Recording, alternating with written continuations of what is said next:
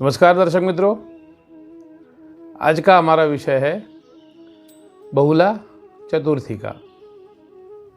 मित्रों, आने वाली 7 अगस्त 2020 को शुक्रवार के दिन बहुला चतुर्थी का महापवित्र व्रत है। तो इस वीडियो में मैं आपको बताऊंगा कि इस व्रत में क्या करना है, क्या नहीं करना है, इस व्रत में पूजा विधि किस तरह से करनी है, वह सब मैं आपको इस वीडियो में बताऊंगा। और इस वीडियो के अंत में मेरी आज की विशेष टिप, उस टिप में अपने संतान की रक्षा के लिए बहुत ही साधारण सा उपाय करने से अपने संतान की रक्षा कैसे हो, इस विषय पे आज की हमारी टिप है। तो चलिए दोस्तों, शुरू करते हैं हम हमारा यह आज का बहुला चतुर्थी का कार्यक्रम। मित्रों, बहुला चतुर्थी का व्रत क्यों करते हैं? जिन माताएं बहनों को संतान नहीं है, जो संतान की आकांक्षा रखती है, वह यह व्रत करती है तो भगवान गणेश जी की कृपा से उनके वहां संतान की प्राप्ति होती है। और जिन माताएं बहनों को संतान है, वह माताएं बहनें यह व्रत करती है तो उनके संतान की रक्षा होती है, संतान की उन्नति होती है, संतान का जीवन बहुत ही श्रेष्ठ रहता है। इस व्रत में गाय की पूजा करनी है, भगवान गणेश जी की भी पूजा करनी है, और रात को चंद्रमा की पूजा करके भगवान चंद्रमा को अर्घ्य प्रदान करना है। इस व्रत में क्या नहीं करना है? इस व्रत में गाय के दूध से बनी हुई किसी भी चीज का सेवन नहीं करना है, गाय के दूध का भी सेवन नहीं करना है। इस व्रत में माताओं बहनों को क्रोध नहीं करना है, ईर्ष्या नहीं करनी है, चुगली नहीं करनी है, अपने घर में मांस मदिरा का सेवन नहीं होने देना है, और मन वचन और कर्म से शुद्ध पवित्र रहना है। दोस्तों, शिव पुराण में यह कथा आती है कि जब भगवान शिव जी तपश्चर्या के लिए गए थे और मैया पार्वती घर पे अकेले थे, तो मैया पार्वती ने अपने शरीर के मल के द्वारा, यानी कि शरीर पे जो मिट्टी लगती है, उसके द्वारा एक बालक का निर्माण किया। बालक का निर्माण किया और उस बालक को कहा कि बेटे, मैं अंदर स्नान कर रही हूं, किसी को भी घर में प्रवेश करने मत देना। और वह बालक तो मां का परम आज्ञाकारी बालक द्वार पे द्वारपाल बन के खड़ा हो गया, किसी को अंदर नहीं देने जा रहा है। इतने में ही वहां पे भगवान शिव जी तपश्चर्या में से वापिस आए घर पे। घर में जाने लगे तो उस बालक ने शिव जी को रोक दिया। शिव जी बोले कि मेरा घर है, मुझे जाने दो। बालक कहे कि मेरी मां का मुझे आज्ञा है कि किसी को घर में प्रवेश नहीं देना है। दोनों पिता पुत्र के बीच बातचीत होने लगी, वाद विवाद होने लगा। शिव जी को पता नहीं है कि ये हमारा पुत्र है, और पुत्र को पता नहीं है कि ये मेरे पिता है। और भगवान शिव जी ने क्रोधावेश में उस बालक का मस्तक शरीर से अलग कर दिया, काट दिया। मैया पार्वती अंदर से यह शोर बकोर सुनते हुए बाहर आई, और बाहर आके देखा कि अपने पुत्र का सिर धड़ से अलग हो चुका है।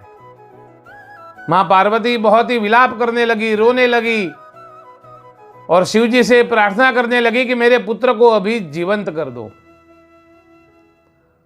तब भगवान शिव जी ने अपने गणों को आदेश दिया कि उत्तर दिशा की ओर जाओ और जो भी पशु आपको सबसे पहले मिले उसका सिर लेके आओ। तब शिव गणों को उत्तर दिशा के अंदर एक हाथी का बच्चा मिला। उन्होंने उसका सिर काट के महादेव जी के सामने रख दिया और महादेव जी ने वह हाथी के बच्चे का सिर उस बालक गणेश के धड़ के ऊपर लगा दिया। तब ते वो गणेश जी के नाम से जाने गए, देवों में अग्रिम पूजा के अधिकारी हुए और तब से ही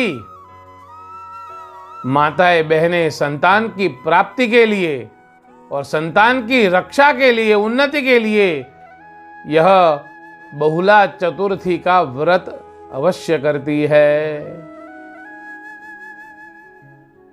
इस पूजन में शाम के वक्त मां गौ का पूजन करना है। जिस गौ मैया को बछड़ा है, बछड़े के साथ जो गौ मैया है उसकी पूजा करनी है। कुमकुम, रोली, अक्षत, पुष्प चढ़ाना है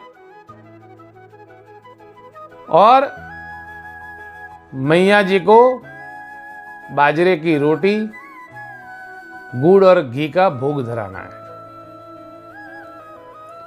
और गौ मैया की 3 परिक्रमा करनी है और प्रार्थना करनी है कि हे गौ मैया, जिस तरह से आप अपना दूध देकर पूरी सृष्टि का पालन पोषण करती हो, इसी तरह मेरे बच्चे का भी पालन पोषण हो।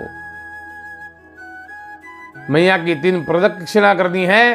प्रदक्षिणा करते करते मन में एक श्लोक बोलना है। ह्रीं गवये नमः या तो फिर ह्रीं कामधेन्वे नमः। इस अनुसार गौ मैया की पूजा करनी है और बाद में शाम के वक्त भगवान गणेश जी की पूजा करनी है।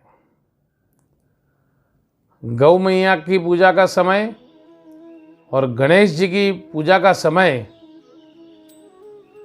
हमारे डिस्क्रिप्शन में दिया गया है, तो आप वहाँ से देख सकते हैं और उस मुहूर्त के अनुसार, अच्छे मुहूर्त के अनुसार पूजन करके उत्तम फल की प्राप्ति कर सकते हैं।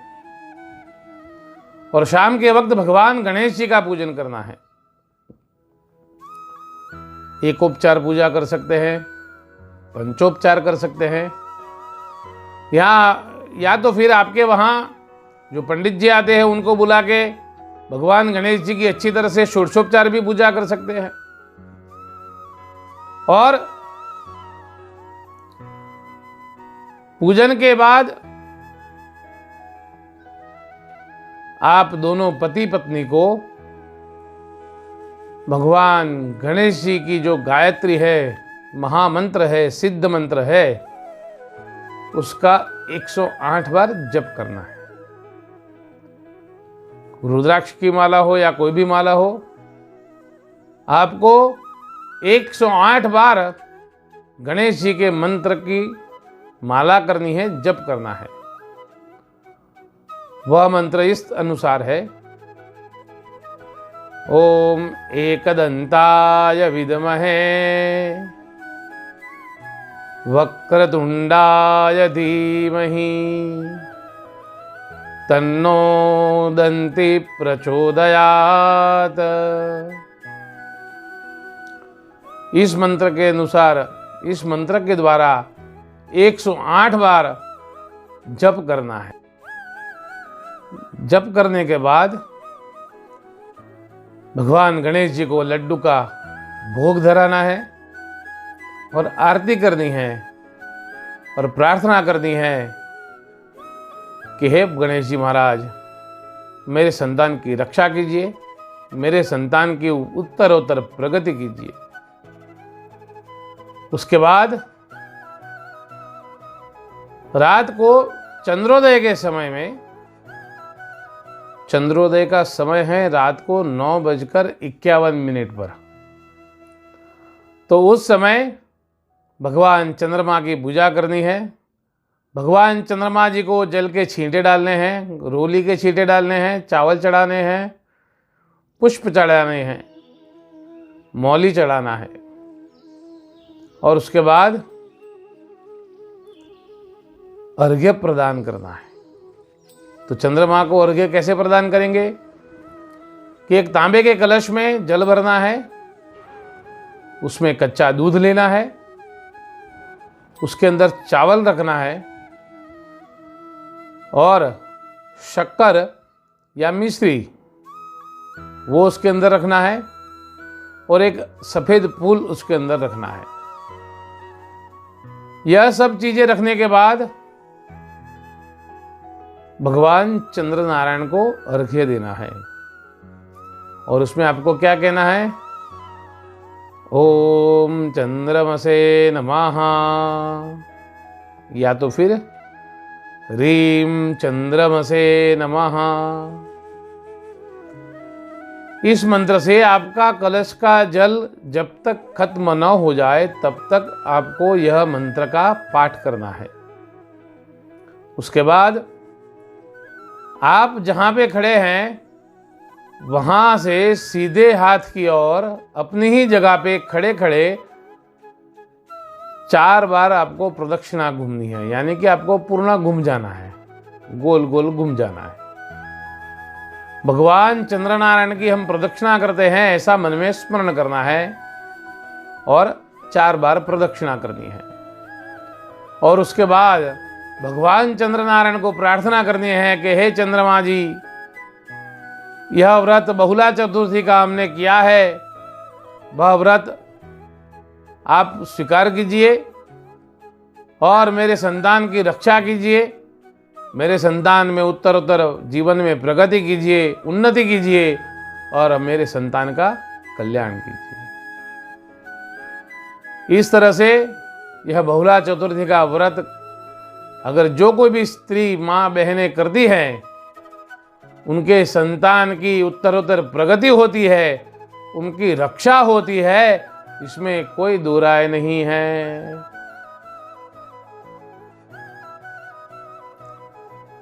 और दोस्तों, अब समय हो चुका है आज की हमारी टिप का। तो आज की हमारी टिप सुनने से पहले आपको हमारे चैनल को सब्सक्राइब करना पड़ेगा, लाइक करना पड़ेगा और शेयर करना पड़ेगा, ताकि सभी लोग यह धर्म में बातें जान सके, यह सुन सके और इस अनुसार वह पालन करके अपने जीवन को सार्थक कर सके। तो चलिए दोस्तों, मैं आज आपको बताता हूं आज की हमारी टिप। अगर आपको अपने संतानों की रक्षा करनी है, उसका जीवन उन्नत करना है, तो वह कौन सा छोटा उपाय है जिससे आपके संतान की रक्षा होगी और उसके जीवन में उन्नति भी होगी? तो उसमें आपको करना क्या है? अपने संतान की एक फोटो लेनी है। फोटो की साइज बहुत बड़ी नहीं होनी चाहिए, छोटी हो तो भी चलेगा। अपने संतान की एक फोटो लेनी है और उस फोटो पे केसर का तिलक लगाना है।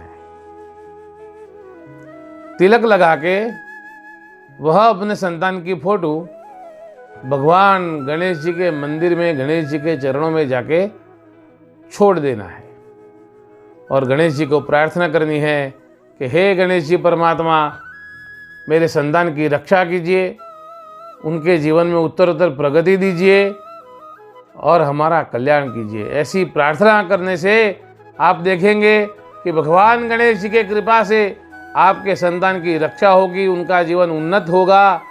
आप और आपका परिवार सुखमय रहे, आनंदमय रहे, धर्ममय रहे, आरोग्यप्रद रहे, यही प्रार्थना। नमस्कार।